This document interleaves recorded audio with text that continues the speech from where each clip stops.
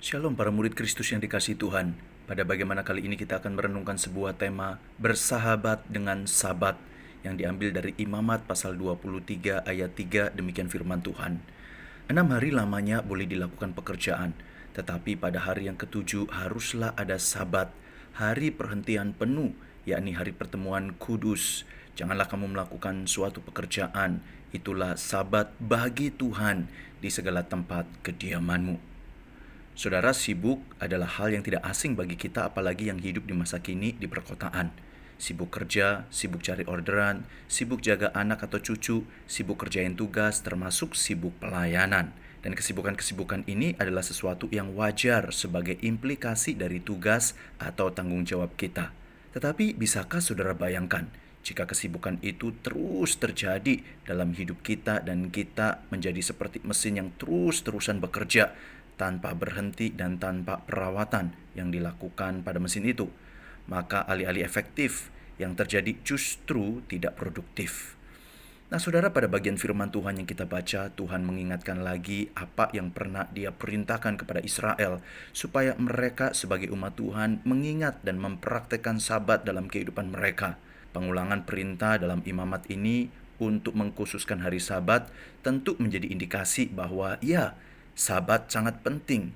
Ini penting karena Sabat mengkondisikan Israel untuk istirahat, yang membawa mereka untuk memiliki waktu secara khusus untuk beribadah kepada Allah, yang membawa mereka untuk mengingat Tuhannya.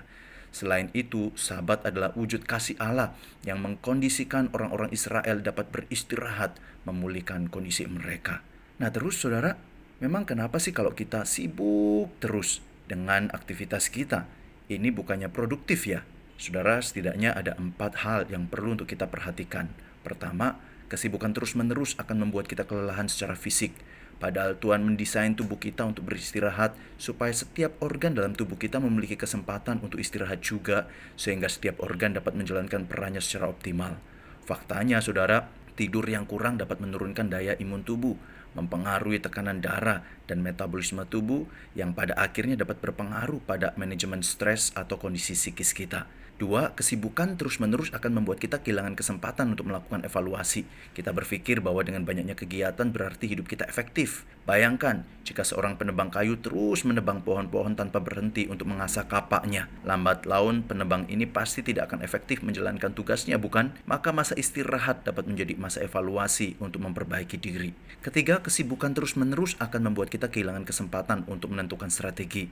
Jika di poin 2, Sabat menjadi momen untuk refleksi masa lalu, maka di bagian ini Sabat bicara tentang masa tenang untuk memikirkan strategi ke depannya. Saudara, ini tentu penting untuk membuat langkah kita terus makin efektif. Yang keempat, saudara, kesibukan terus-menerus berpeluang pada pengendalian diri dan mengabaikan Tuhan yang berdaulat dalam hidup kita. Bagaimana tidak? Kita terus terlibat dengan berbagai macam aktivitas yang orientasinya adalah apa yang aku lakukan. Dengan Sabat, kita akan memiliki kesempatan, jeda untuk sementara, buat memikirkan apa yang Tuhan kehendaki. Apakah Tuhan berkenan dengan apa yang aku lakukan, termasuk membangun kesadaran bahwa tanpa Tuhan, kita tidak dapat melakukan apa-apa. Saudara, setelah tahu betapa pentingnya istirahat, maka mari kita bersahabat dengan masa Sabat. Sabat adalah wujud kita mengasihi diri kita dalam porsi yang tepat sebagaimana Allah kehendaki, sehingga kita dapat mengasihi Tuhan dan sesama lebih lagi melalui karya-karya kita. Di masa sekarang, Sabat dapat dimaknai bukan sekedar waktu jeda dari kesibukan yang ada upaya kita untuk beribadah pada hari Minggu, saudara.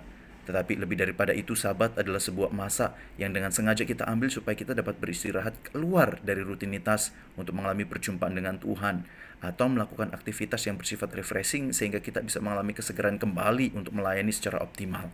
Kita bisa mengimplementasikan prinsip Sabat melalui keseharian kita, melalui tidur yang cukup, membaca buku inspiratif, devosi melalui saat teduh, membaca firman, atau membuat catatan jurnal.